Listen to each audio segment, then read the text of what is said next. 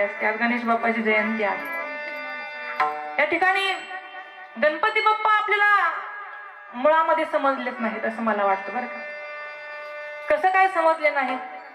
गणपती बाप्पाचं चरित्र हे फक्त चरित्र नाही बरं का, हे आपलं चारित्र्य घडवण्याचं खूप मोठं वास्तव आहे. गणेश उत्सव असेल, गणेश जयंती उत्सव असेल, हा फक्त उत्सव नाही, तुमच्या माझ्या जीवनाचा परिवर्तनाचा उत्सव आहे. काय आहे? परिवर्तनाचा उत्सव आहे. कारण गणपती बाप्पा कोणाला आवडत नाही महाराज. लहानांपासून मोठ्यांपर्यंतचा हा आनंदाचा काय आहे? सोहळा आहे. सोहळा. गणपती बाप्पाची जर सूत्र, त्यांचे गुण जर आपण जीवनामध्ये आत्मसात करू ना, तर मला असं वाटतं गणपती बाप्पाचे आशीर्वाद आपल्याला मिळाल्याशिवाय राहणार नाही. कोणती सूत्र आहेत गणपती बाप्पाच्या जीवनातील महाराज? थोडक्यामध्ये मला सांगावंसं वाटेल या ठिकाणी. गणपती बाप्पाकडून जर काही शिकण्यासारखं असेल ना, तर खरा आज्ञाधारीपणा काय आहे हे गणपती बाप्पाकडून शिकायला मिळतं. कसं काय? पार्वती मातेने सांगावं, बरं का बाप्पा, मी स्नानासाठी चाललेली आहे, स्नानासाठी चाललेली आहे, परंतु आतमध्ये यायला कोणाला परवानगी द्यायची नाही. आज्ञा केली मातेने बरं का. पार्वती माता गेल्या, अनेक जण आली, अनेक जणांना अडवलं देखील, परवानगी दिली नाही. शेवटी कोण आले? भगवान भोले शंकर. गणपती बाप्पाला ज्ञातच नाही, फक्त एकच डोक्यामध्ये, काय? मातेच्या आज्ञेचं पालन करायचं. भगवान शंकर विनवणी करून सांगतात, बाबा मला जाऊ दे, माझा अधिकार वेगळा आहे. नाही म्हटले. पण जरी शिव भोळा चक्रवर्ती जरी असले, कितीही भोळे दैवत असलं तरी त्यांना देखील राग येतो. भगवान शंकरांना राग आला आणि गणपती बाप्पाचं मस्तक धडापासून अलग केलं. मला धडापासून अलग होईपर्यंत मातेच्या आज्ञेचं पालन करायला गणपती बाप्पाकडून शिकलं पाहिजे महाराज. जीवनामध्ये जर आई वडिलांच्या आज्ञेचं पालन केलं ना महाराज, पश्चातापाची वेळ येत नाही बरं का. ही गोष्ट सत्य आहे. म्हणून खरा आज्ञाधारीपणा गणपती बाप्पाकडून आपण शिकला पाहिजे. दुसरं सूत्र म्हणजे असं जर कोणतं असेल ना, तर मातृपितृ भक्त गणेश. ज्यावेळेस भगवान शंकरांनी आणि पार्वती मातेने सांगितलं कार्तिकेयला आणि गणरायाला की जावा ब्रह्मांडाची, संपूर्ण ब्रह्मांडाची प्रदक्षिणा करून या. कार्तिकेय स्वामी त्या ठिकाणी आपलं वाहन, काय आहे बाळांनो वाहन? वा मोर कार्तिकेय त्यांचं वाहन विराजमान झाले आणि ब्रह्मांडाची प्रदक्षिणा करण्याकरता निघून गेले. गणपती बाप्पा कशाचे देवता आहे? बुद्धीचे देवता आहे. बुद्धीचा वापर कुठं आणि कसा करायचा त्यांच्याकडून शिका. आपल्या कौशल्याने, बुद्धीने आपल्या उंदीर मामावर विराजमान झाली, मूषक राजांवरती बरं. आणि कोणाभोवती प्रदक्षिणा घातली? माय पित्यांच्या भोवती प्रदक्षिणा घातली. संपूर्ण सृष्टीला हा संदेश दिला की जर आपलं ब्रह्मांड, आपलं जग, आपलं विश्व जर काय असेल तर ते म्हणजे आपले आई आणि वडील आहेत बरं का. कोण आहेत? आई आणि वडील. अरे जगाचा चालक मालक करता करविता सृष्टीचे उत्पत्ती करते जर कोण असतील तर गणराय आहे. ते म्हणाल कसं काय? तर ब्रह्मदेव आहेत की. अकार तो ब्रह्मा, उकार तो विष्णू, मकार महेश, जाणीला ऐसे तिन्ही देव, जेथुनी तो हा गजानन माय बाप. लक्षात घ्या महाराज.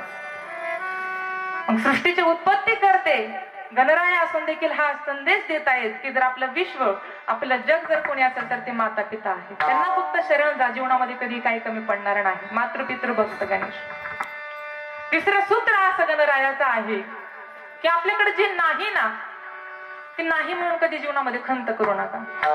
अशी बरीचशी माणसं मला दिसतात बरं का, पाहायला देखील मिळतात की माझ्याकडे हे नाही, माझ्याकडे ते नाही म्हणून खंत बाळगत ह्या जगण्याची मजाच घेत नाही. शारीरिक दृष्ट्याने आपण थोडंफार कमजोर असतो ना, काहींची तब्येत जास्त असते, काहींची कमी असते, काही तर वर्ण काळा असतो, काही तर गोरा असतो.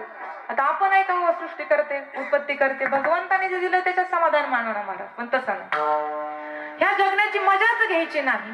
परंतु जर मला खऱ्या अर्थाने सांगा, गणपती बाप्पाकडे जर पाहिलं तर गणपती बाप्पाचं पोट किती मोठं आहे? किती मोठं आहे? सोंड किती मोठी आहे? कान किती मोठे आहे?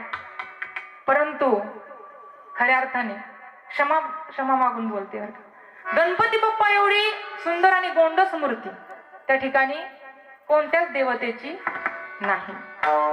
त्या गणपती बाप्पाने काय करावं?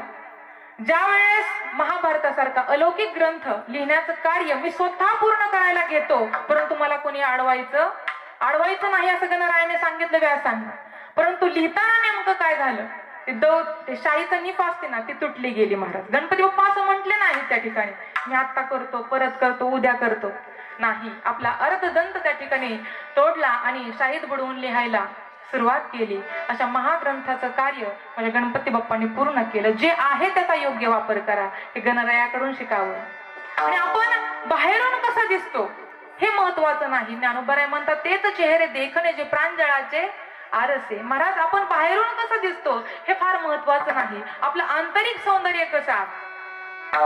आपण आतून स्वतःचं परीक्षण केलं पाहिजे. लक्षात घ्या, काही काही माणसं बाहेरून खूप सुंदर दिसतात बरं का, आतून त्यांचं अंतःकरण एवढं चांगलं नसतं. लक्षात घ्या. पण ते गणपती बाप्पाकडून शिकायचं की आपण आंतरिक सौंदर्याने किती परिपूर्ण व्हायचं.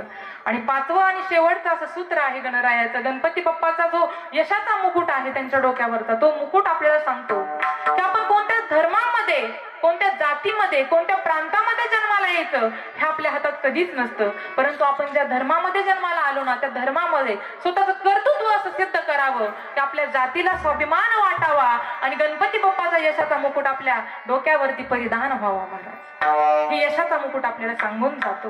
गणपती बाप्पाचे जर सर्व अवयवांचा जर आपण अभ्यास केला तर त्यांच्याकडे पाहिलं ना, तर गणपती बाप्पाची जी सोंड आहे ना, ती सोंड आपल्याला सांगते, एक संदेश देते. काय संदेश देते?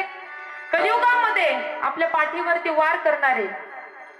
वार करणारे खूप भेटतील आपल्याला, परंतु तुम्ही चौफेर लक्ष ठेवा. गणपती बाप्पाचे डोळे तीक्ष्ण आहेत. कसे आहेत? छोटे आहेत. तुम्ही तीक्ष्ण नजर ठेवा, जी देहावरती रोखून राहावी. हे डोळे आपल्याला सांगून जातात. गणपती बाप्पाचं उदर, पोट एवढं मोठं आहे, ते काय मोदक खाण्यासाठी नाही बरं का. फक्त ते आपण आपल्या संदर्भाने विचार करतो, मोदक खाण्यासाठी नाही. मोदक बाप्पाला आवडतात, त्याच्यामध्ये काही चुकीचं नाही, परंतु फक्त मोदकच त्यांनी उदरामध्ये सामावून घेतले नाही. हा संदेश त्या ठिकाणी देऊ इच्छितात गणपती बाप्पा की या कलियुगामध्ये आपल्यावरती टीका करणारे देखील खूप जण भेटतील, खूप जण. कारण आपण ज्यावेळेस प्रगतीपथावर जात असतो ना, त्यावेळेस नावाजणारे कमीच असतात बरं का महाराज, नावं ठेवणारे जास्त असतात. परंतु त्याच्याकडे आपण दुर्लक्ष करायचं बरं का महाराज. टीका करणारे भरपूर असतात, पण टीका शब्द जर उलटा केला ना तर काय होतो? काठी. त्या टीकेची काठी करून तुम्ही येणाऱ्या परिस्थितीचा सामना करा आणि ही सर्व टीका समाजाची उदरामध्ये सामावून घ्या, सहन करायला शिका. गणपती आपल्याला सांगून जातात. आणि दुसरी गोष्ट, गणपती बाप्पाचे चारही हात आपल्याला सांगतात, जर यशस्वी व्हायचं असेल ना तर कुटुंबामध्ये संघटित राहा. हे जर सर्व गुण त्यांच्या चरित्रातून जर आपण आत्मसात केले ना तर मला नाही वाटत गणपती बाप्पा कुठल्या मंदिरात तुम्हाला शोधावे लागतील. लक्षात घ्या, हेच गणेश जयंतीचं सार आहे बरं का खऱ्या अर्थाने. कारण शोधीसी मानवा रावळी मंदिरी, नांदतो देव हा आपुल्या अंतरी. ते कोणत्या मंदिरामध्ये नाहीत बाप्पा, ते आपल्या अंतःकरणामध्ये विराजमान झाल्याशिवाय राहणार नाही. तैसा हृदयामध्ये मी रामू असता सर्व सुखाचा. असे गणपती बाप्पाचे अवतार आहेत, भगवंताचे अवतार आहेत. पण आपला अवतार नाही, आपला काय आहे? जन्म आहे. मनुष्य 3 गोष्टींमुळे जन्म घेतो, पाप कर्म आणि वासना. पाप कर्म करुणी जन्मा येतो प्राणी, किंवा केलेल्या कर्माचं फळ भोगल्याशिवाय गत्यंतर नाही. केले कर्म झाले त्याची भोगा आले, उपजले मेले. आणि तिसरं कारण महाराज सांगतात ती म्हणजे वासना. वासनेचा संग होय अंतकाळी, तरी तपोभरी जन्मधरी. ह्या 3 गोष्टीमुळे मनुष्य जन्म घेतो. पण महाराज म्हणतात आमचं तर हे 3ही शिल्लक राहिलं नाही. तुका म्हणे आम्ही झालो अग्निरूप आणि लागोने दीपाप पुण्य अंगा, तरी देखील संत महात्म्या भूलोकामध्ये अवतीर्ण झाले. कशा करता? अभंगाच्या प्रथम चरणात सांगतात, धर्माचे